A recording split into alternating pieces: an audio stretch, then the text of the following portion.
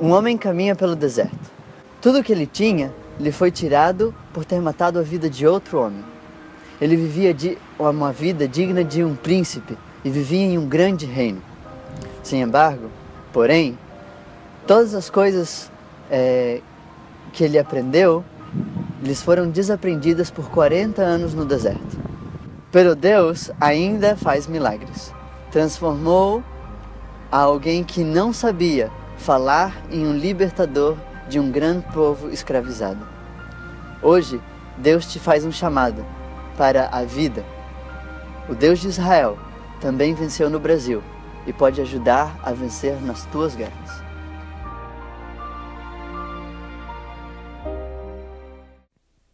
Feliz sábado. Isso é às vezes o que acontece quando o brasileiro fica muito tempo na Argentina. Fica todo perdido com o português. Vocês puderam notar, né? Também quero já avisar desde agora que vou tentar fazer o máximo para falar o melhor possível.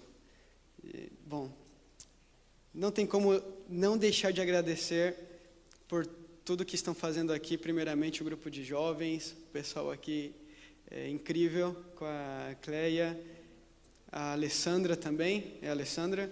Gostei muito aqui do duelo de gigantes, como ficou. Muito bom. E pelo Edmar Júnior, pela Sara, que estarão conosco durante essa semana, fazendo as mensagens musicais.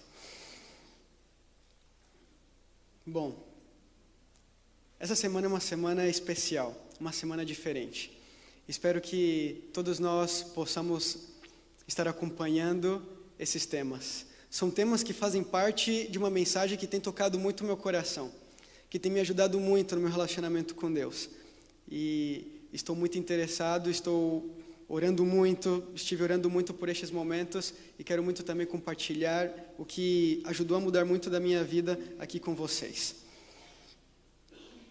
Bom, durante essa semana estive pensando em duas perguntas e quero fazê-las também a cada um aqui. Primeira pergunta. Primeiramente, olhe para a sua vida neste momento. Por toda a sua vida, até este exato momento, quantas vezes em toda a sua vida você viveu esperando a Cristo? Foi claro aqui na pergunta, quantas vezes em toda a sua vida, até este exato momento, você viveu esperando a Cristo? Quantas vezes não temos tido, talvez, concentração, não sei, mas quantas vezes as coisas da vida têm nos tirado do grande foco, que é viver a volta de Jesus? Segunda pergunta. Quantas vezes tem você ficado desanimado, ou então com vontade de desistir, por estar nesses momentos, esperando a Cristo, ter caído em pecado? Quantas vezes, ao estar esperando por Cristo, em todos esses momentos que você passou em sua vida, você ficou desanimado ou pensou em desistir dessa grande luta porque caiu, porque não pôde vencer em algum momento? São coisas que acontecem com cada um de nós. Vezes que nos acomodamos tanto em nossa vida, ou com a sociedade, ou com o pensamento, ou com tudo o que se faz, que esquecemos de viver o grande propósito que nos foi dado. Às vezes nos esquecemos, às vezes não temos esse grande ideal, ou não damos tanta importância que logo em breve, mesmo não sabendo o tempo e a hora, Jesus irá voltar. Um libertador virá nos resgatar das garras do pecado, das garras dessa sociedade que às vezes nos oprime. Quantas vezes em toda a sua vida você viveu esperando a Cristo? Quantas vezes? Jesus ainda não voltou. E eu já tenho escutado vários sermões sobre isso e tenho chegado à conclusão, e muitos têm dito isso também, que a espera, o tempo de espera pela volta de um libertador, é o tempo de uma vida. Então isso me faz lembrar de outra pergunta. O que eu e você temos feito em nossas vidas? O que eu e você temos feito para levar uma esperança que não muitos acreditam, para levar uma promessa que não muitos escutaram aos que estão ao nosso redor? Houve um povo, em certo momento, que também foi oprimido. Houve um povo que, em certo momento, também havia perdido as esperanças. Por muito tempo, ficaram nas mãos dos egípcios. Sofreram, sim. Talvez perderam a esperança. Muitos esqueceram de viver uma vida ao lado de Deus para mostrar às outras pessoas que, sim, eles estavam seguros e tinham certeza que em algum momento viria um libertador. Muito tempo passou, séculos, e penso que muitos acabaram desistindo de uma promessa que era real. Estava vindo o libertador. Muitos se distanciaram, mas ainda assim, mesmo que muitos haviam desistido, mesmo que muitos já não acreditavam nessa promessa, havia ainda pessoas no meio desse povo, sofrendo, trabalhando, que acreditavam que ainda viria um libertador para tirá-los das mãos dos opressores, para levá-los a uma terra prometida. Hoje, Deus ele quer fazer um chamado para cada um de nós, um chamado para a vida. Deus escutou, em certo momento, no momento preciso, o clamor de um povo que já não aguentava mais sofrer, que já não podiam mais trabalhar tanto e sem ganhar nada em troca.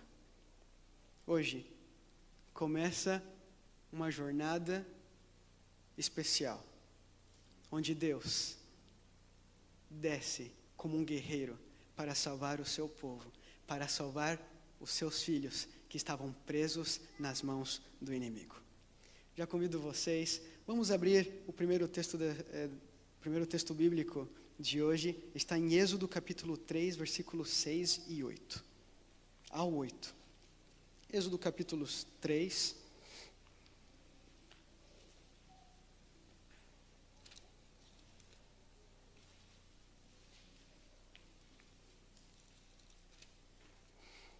Êxodo capítulo 3, versículo 6 a 8, diz o seguinte: Disse mais: Eu sou o Deus de teu pai, o Deus de Abraão, o Deus de Isaque e o Deus de Jacó. Moisés escondeu o rosto, porque temeu olhar para Deus. Disse ainda o Senhor: Certamente vi a aflição do meu povo que está no Egito, e ouvi o seu clamor, por causa dos seus exatores. Conheço-lhe o sofrimento, por isso desci, a fim de livrá-lo da mão dos egípcios e para fazê-lo subir daquela terra a uma terra boa e ampla, terra que mana leite e mel. O lugar do cananeu, do Eteu, do Amorreu, do Ferezeu, do Eveu e do Jebuseu.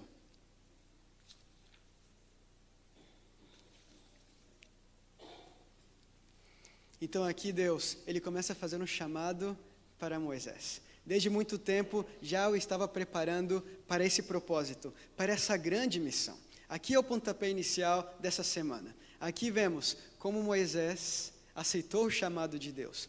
Mas só que muitas vezes, quando lemos essa parte do relato bíblico sobre o chamado que Deus faz para Moisés, não prestamos tanta atenção nos detalhes. Porque aqui Moisés, sendo homem de Deus, sendo libertador, aquele que abriu o mar vermelho, tentou negar a Deus 5 vezes. Tentou dizer não a Deus 5 vezes. Não queria aceitar o chamado que Deus tinha para ele. Um chamado para a vida, um chamado para a libertação, um chamado para a redenção de um povo que precisava acreditar nas promessas de um Deus vivo. Hoje, vamos ver algumas lições especiais que podemos aprender sobre as 5 desculpas que Moisés dá a Deus antes de começar a grande missão, a missão de libertar o seu povo. Bom, vamos então aqui ao versículo 9. Pois o clamor dos filhos de Israel chegou até mim, e também vejo a opressão com que os egípcios os estão oprimindo. Vem agora, e eu te enviarei a Faraó, para que tires o meu povo, os filhos de Israel, do Egito. Então disse Moisés a Deus: quem sou eu para ir a Faraó e tirar do Egito os filhos de Israel? Aqui já temos a primeira desculpa. Senhor, quem sou eu? E quantas vezes não temos dito ao Senhor: Pai, quem sou eu? Não sou ninguém para fazer o que o Senhor me pede. Muitas vezes somos sinceros, muitas vezes a usamos para estar fugindo de um propósito que Deus tem para a nossa vida.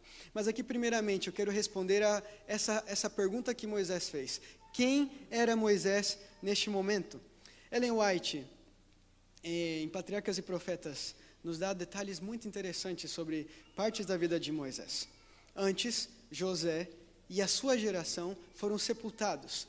Tudo que José havia feito, junto com os seus familiares, toda a sua estratégia para que o Egito não sofresse de fome durante os 7 anos de fome, foram ótimos e ajudaram muito o Egito. O Egito estava ali eternamente grato por todo o serviço que José havia feito como governador do Egito.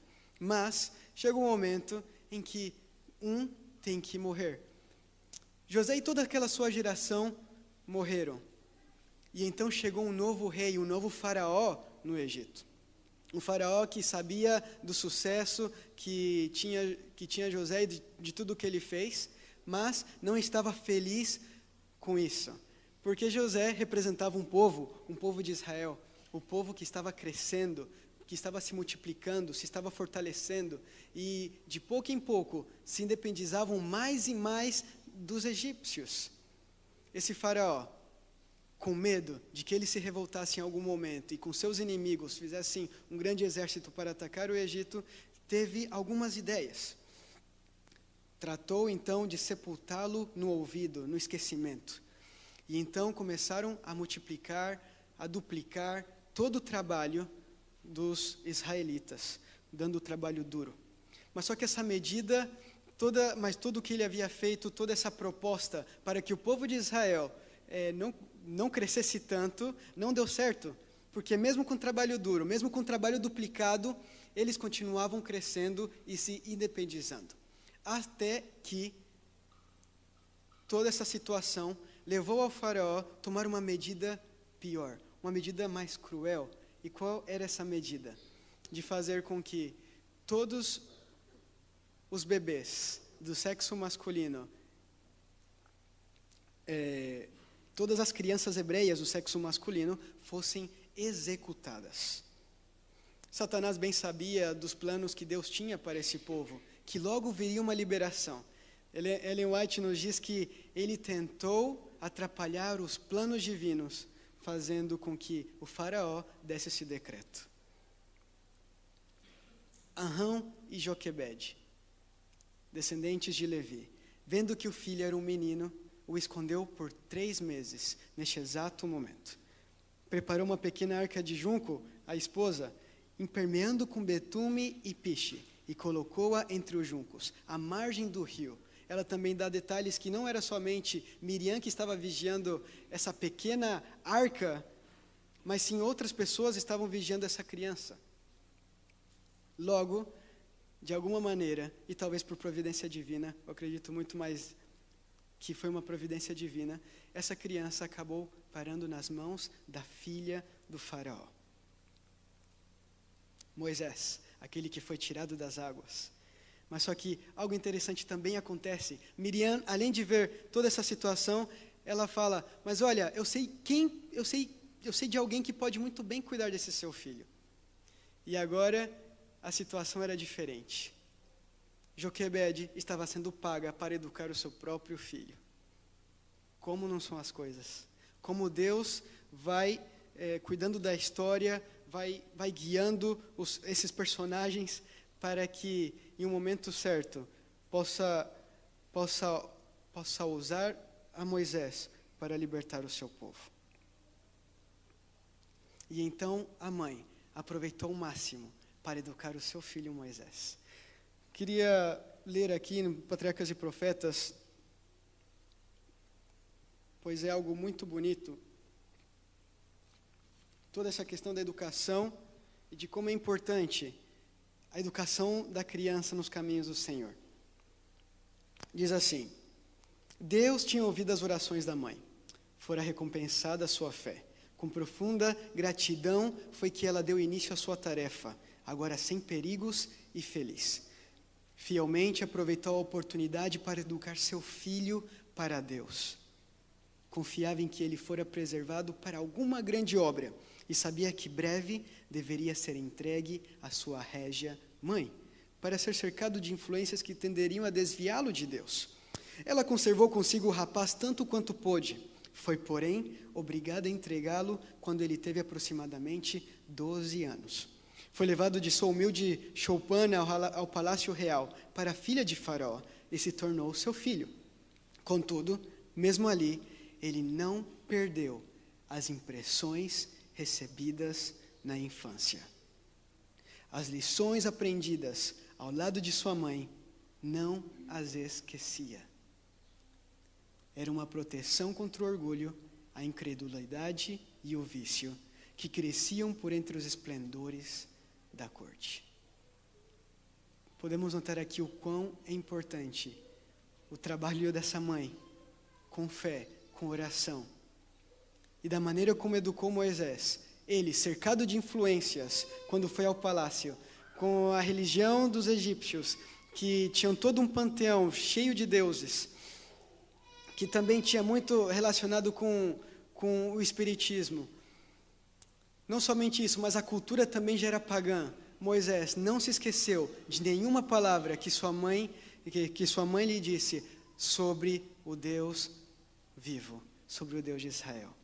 Como é importante a educação nos caminhos de Deus quando a criança ainda está em seus primeiros anos.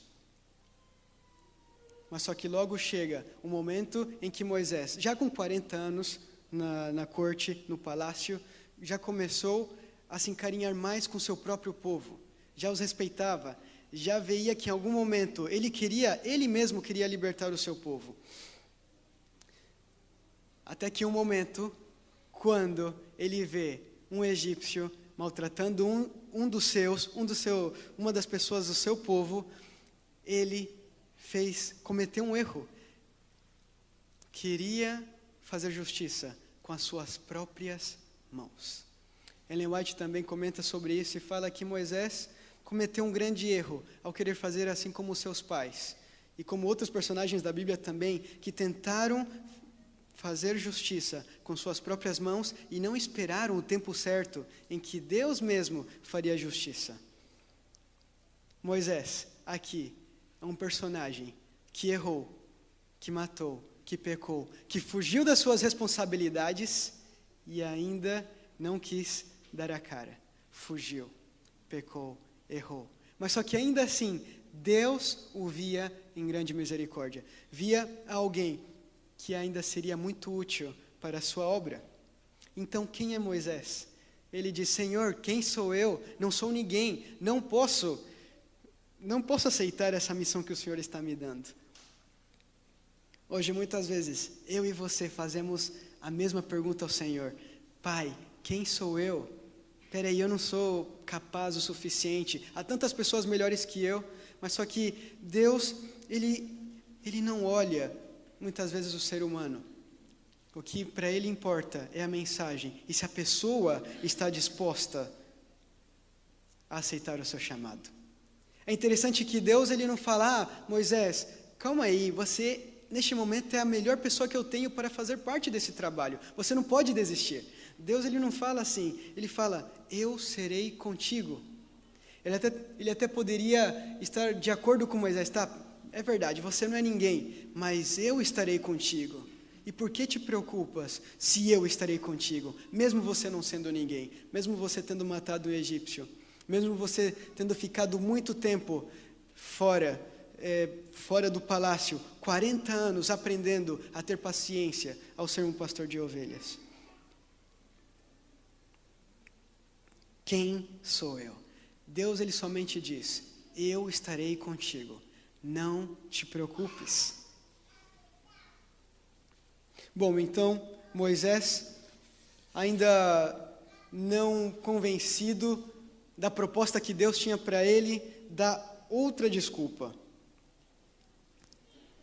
Eis que quando eu vier aos filhos de Israel e lhes disser, no versículo 13, o Deus de vossos pais me enviou a vós outros, e eles me perguntarem, qual é o seu nome?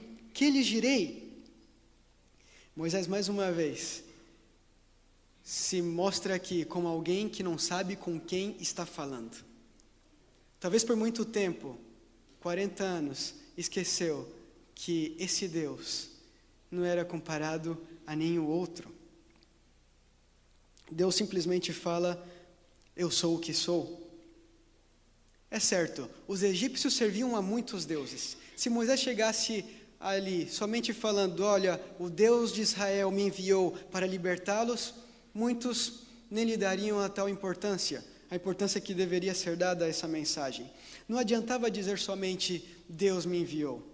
Da mesma maneira que Deus usou vários dos seus títulos em toda a Bíblia, aqui ele também o descreve como um Deus de muitas pessoas. Vemos aqui, eu sou o que sou, disse mais, eu sou, me enviou a vós outros, e então vemos Deus dando várias características. Além de ser o Deus de Abraão, o Deus de Isaac, Jacó e do pai de Moisés, ele se descreveu também como aquele que é e que sempre será. Esta descrição de Deus a Moisés demonstra que Deus, ele era um Deus eterno. Que desde antes de houver luz, ele já existia. Ele é e sempre existiu. São frases que Jesus também, em João capítulo 8, versículo 24, e também no versículo 58, usa, eu sou o que sou. Jesus aqui faz uma comparação também com esse Deus de Israel. Ainda, Deus usou um nome traduzido na maioria das Bíblias atuais, que estão em maiúsculas como Senhor. Um outro nome. Muitos têm dito Jeová, muitos têm dito Yahvé. A tradução grega do Antigo Testamento diz Kyrios, ou seja, Senhor. Deus ele não está aqui dizendo a Moisés, calma aí, eu tenho um nome específico, eu tenho um nome oficial. Deus, ele aqui se demonstra como um Deus eterno, como um Deus soberano, um Deus de todos. Ele destaca aqui também o quanto ele é diferente dos falsos deuses do Egito. Moisés, ouvindo essas palavras, mais uma vez ele fala, mas Senhor, e se não acreditarem? Moisés já dá aqui 3 desculpas, o que direi sobre ti, quem sou eu? Mas Senhor, e se não acreditarem? E se tudo o que eu falar não tiver nenhuma importância para essas pessoas? Moisés, mais uma vez, preocupado por uma missão com um significado tão profundo, tem medo de fazer o que Deus lhe pede. Quantas vezes eu e você não temos dito a nós mesmos, e se não acreditarem? Mas Senhor, quem sou eu? O que eu lhes digo? Eu falo que o Senhor é Deus de quem?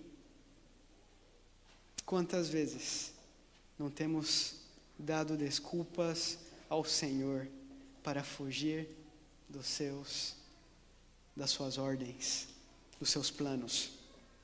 E então aqui, Deus mostra a Moisés por que Moisés deveria acreditar nele. Ele mostra 3 sinais. Vamos aqui. Versículo 2 no capítulo 4. Perguntou-lhe o Senhor, que é isso que tens na mão? Respondeu-lhe, um bordão. Então lhe disse, lança-o na terra. Ele o lançou na terra e o bordão virou uma serpente. E Moisés fugia dela. Disse o Senhor a Moisés, estende a mão e pega-lhe pela cauda. Estendeu ele a mão, pegou-lhe pela cauda e ela se tornou um bordão. Para que creiam que te apareceu o Senhor, Deus de seus pais, o Deus de Abraão, o Deus de Isaac, o Deus de Jacó. Versículo 6. Disse-lhe mais o Senhor, mete agora a mão no peito. Ele o fez, e tirando-a, eis que a mão estava leprosa, branca como a neve. Disse ainda o Senhor, torna a meter a mão no peito. Ele a meteu no peito novamente, e quando a tirou, eis que se havia tornado como o restante de sua carne. Se eles te não crerem, nem atenderem à evidência do primeiro sinal, talvez crerão na evidência do segundo. Se nem ainda crerem mediante estes 2 sinais, nem te ouvirem a voz, tomarás das águas do rio e as derramarás na terra seca. E as águas que do rio tomares, tornar-se-ão em água, em sangue sobre a terra. Deus reconhece essa preocupação de Moisés. Ok, Senhor, já faz muito tempo que estou longe do Egito, talvez a minha maneira de me comunicar seja, agora já tenha perdido. Ele reconhece e ofereceu 3 sinais para confirmar a palavra de Moisés. Para confirmar, Moisés, fica tranquilo, eu estarei contigo, eu sou o que sou e ainda te apresento esses milagres. Esta é a primeira vez na Bíblia que Deus concedeu ao homem o poder para realizar milagres. O cajado que vira em uma serpente, logo Moisés com suas mãos em lepra, quando coloca aqui no peito e depois quando coloca de novo e fica curado, e então Deus, ele dá outro sinal que seria a água em sangue. Aqui, queridos amigos, esses milagres têm um propósito importante, que é bem explicado pelo contexto. Os milagres aqui são feitos para somente confirmar a palavra de Deus, para dar mais credibilidade do que já havia dado. Moisés estava sem confiança, não podia acreditar que era um chamado enorme para salvar um povo escolhido. Mas logo vem a 4ª desculpa. Moisés já está quase desistindo, já está quase para falar não a Deus. E então ele fala o seguinte, no versículo 10.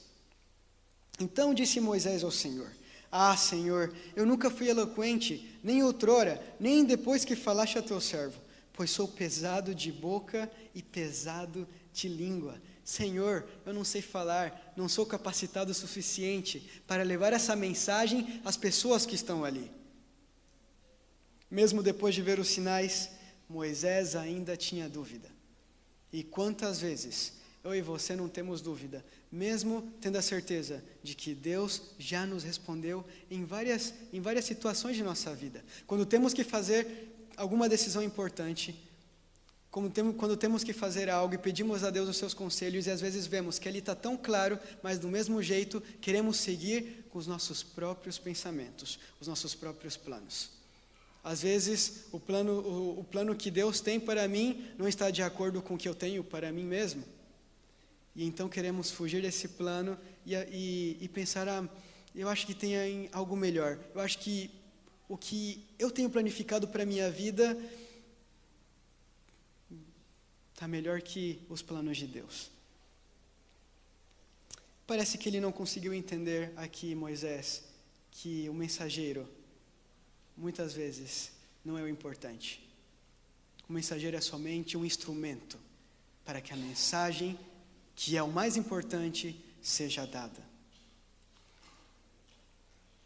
E então, para mim, eu acho muito bonito o que Deus fala. Quem fez a boca do homem, no versículo 11, ou quem faz o mudo, ou o surdo, ou o que vê, ou o cego, não sou eu, o Senhor?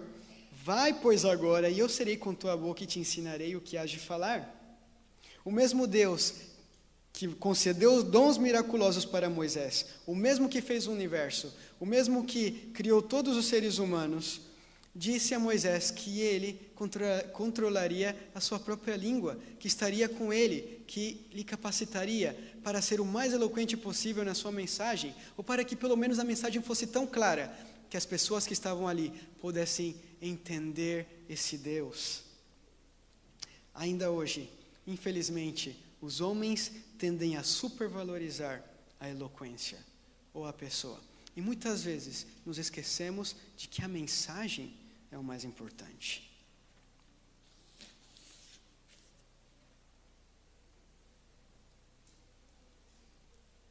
Moisés, mais uma vez, dá uma desculpa.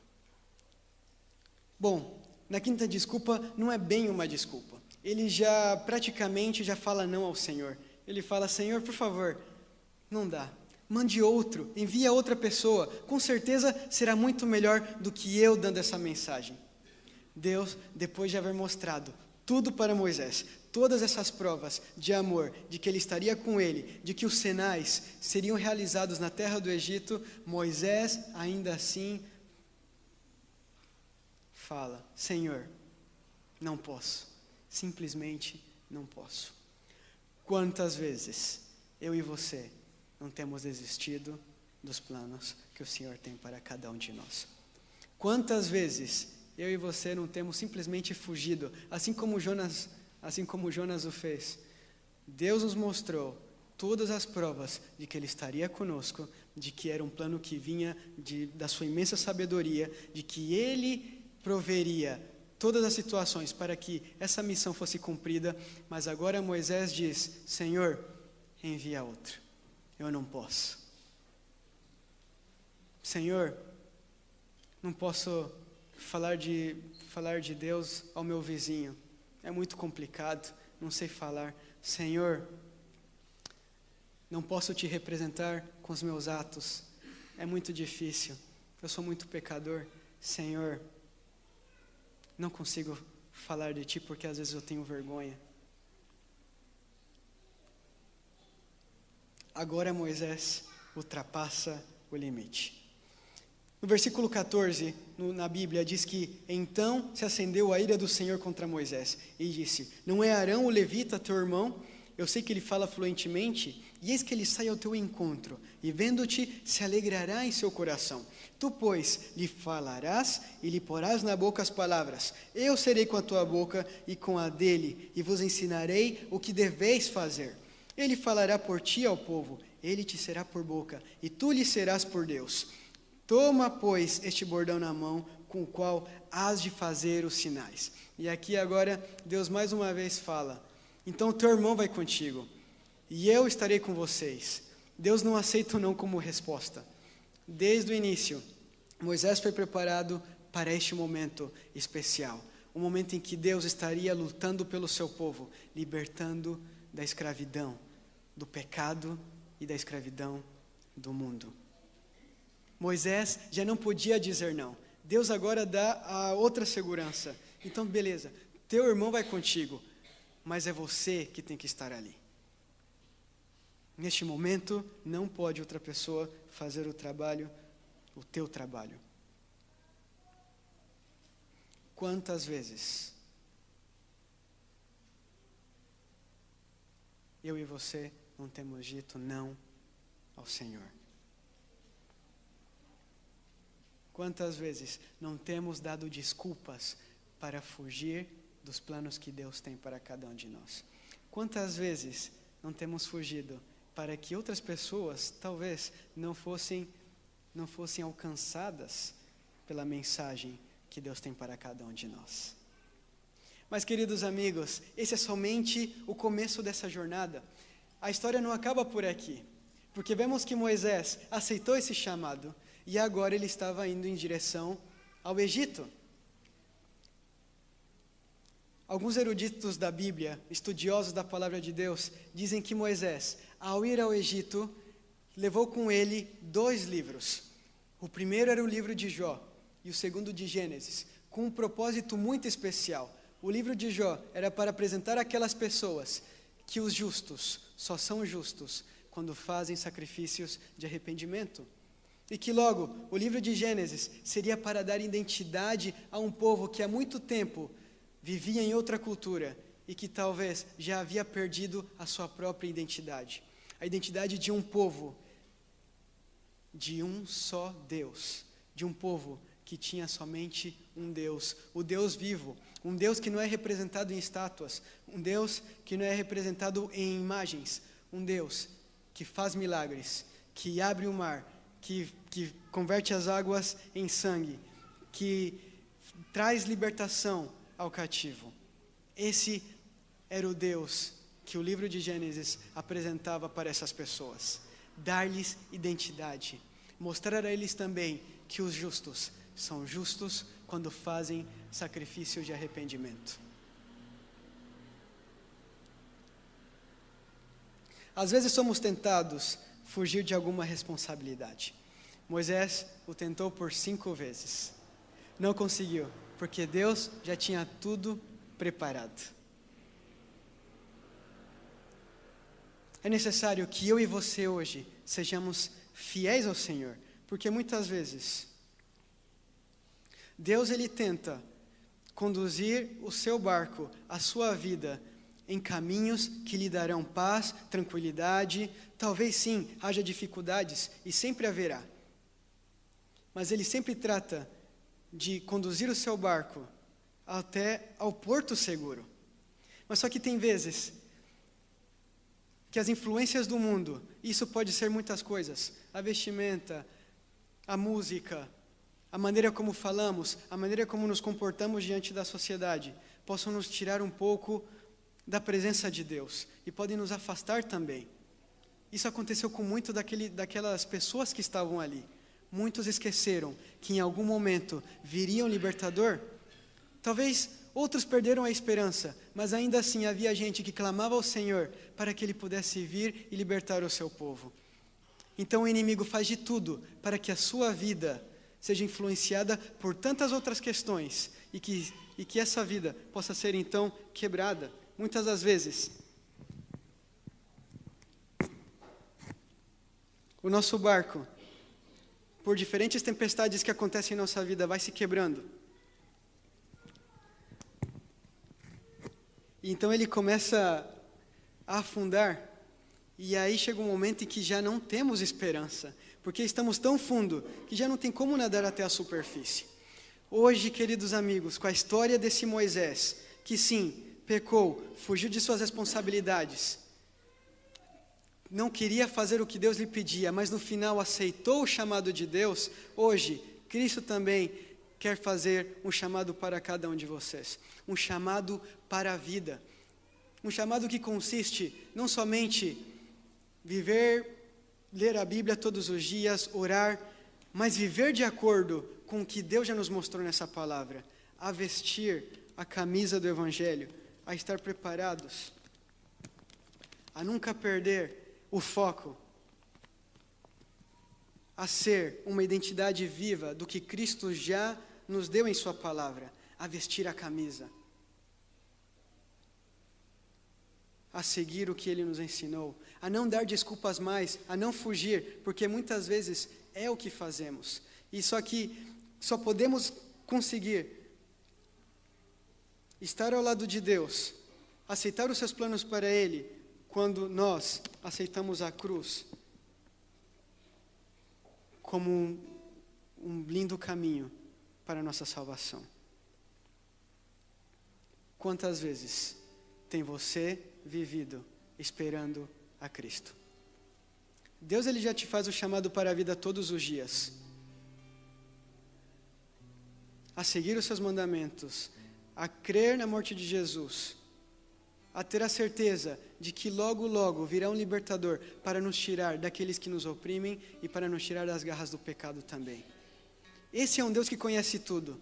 E mesmo sabendo dos seus sinais, dos seus milagres, de tudo que Ele pode fazer, insistimos em dar desculpas a Deus. Queridos amigos, Deus, Ele é o dono da ciência, Ele é o dono de toda a sabedoria e do poder. É Ele quem sabe de todas as coisas. O momento como Ele guia a história do povo de Israel e Moisés, ali no Egito, é um dos momentos para mim mais lindos da palavra de Deus, porque apresenta a Deus como um guerreiro que desce até o nível do ser humano para batalhar contra os deuses do Egito, para mostrar àquela nação, ao mundo, ao universo, que não há um Deus como Cristo, como Ele. Deus hoje faz um chamado para cada um de vocês a escutar as lições que podemos aprender de cada dia da semana, de cada praga que aconteceu. Todas tinham um significado. E agora Moisés está indo diretamente ao Egito para mostrar a essas pessoas que Deus é Ele. é Ele quem pode batalhar as guerras contra os seus próprios deuses também. Que Deus é aquele que joga por terra todos os deuses falsos e mostra a toda a humanidade, a todo o universo, que Ele é o único que pode dar salvação. Que Ele é quem é o dono.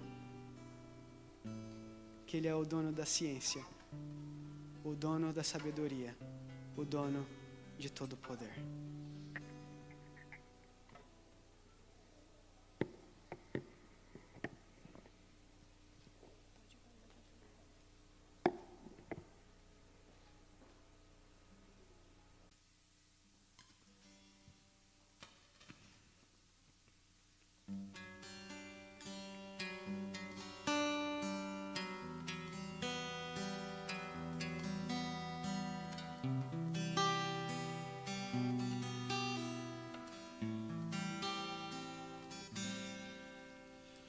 Nada é igual ao seu redor, tudo se faz no seu olhar, todo o universo se formou no seu falar. Teologia pra explicar, ou Big Bang pra disfarçar, pode alguém até duvidar. Sei que há um Deus a me guardar, e eu, tão pequeno e frágil, querendo sua atenção. No silêncio encontro resposta certa então.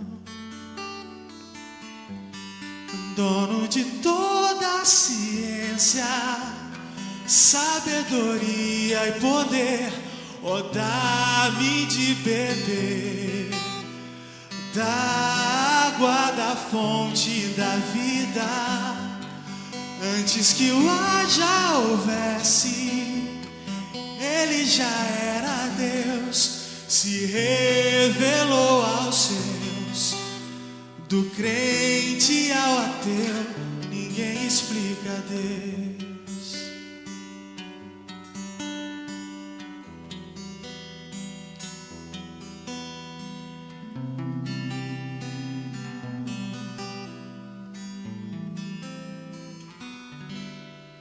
Nada é igual ao seu redor, tudo se faz no seu olhar, o universo se formou no seu falar.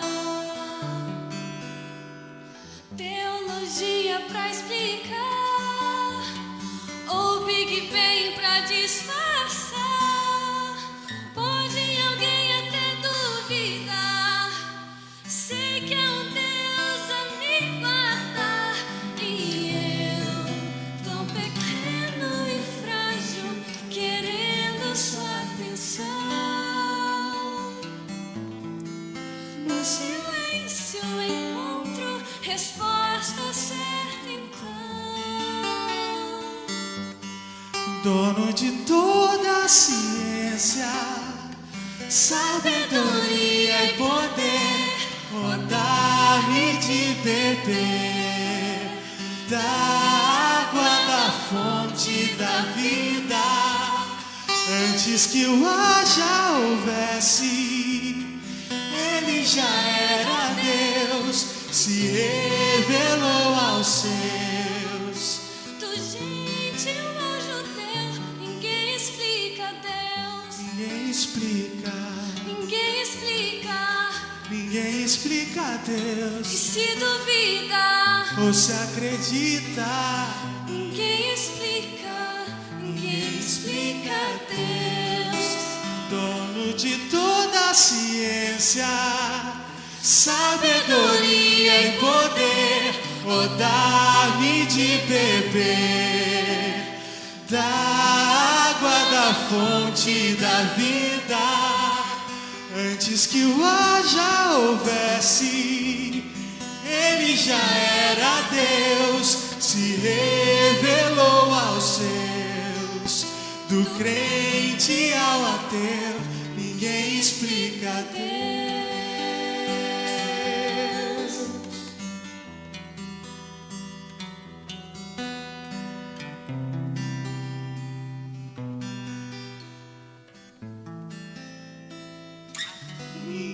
explica Deus.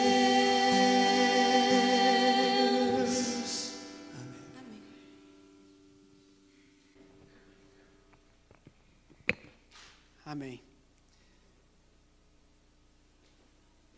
Que possamos hoje e sempre acreditar nesse Deus que é o dono de tudo, aceitar esse chamado que Ele tem para cada um de nós, de viver todos os momentos da nossa vida esperando a Cristo, de viver a volta de Cristo.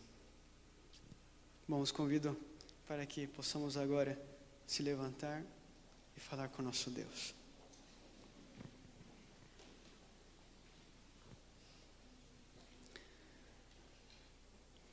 Senhor nosso Deus, Santo Pai que estás no céu, te agradecemos por estes momentos.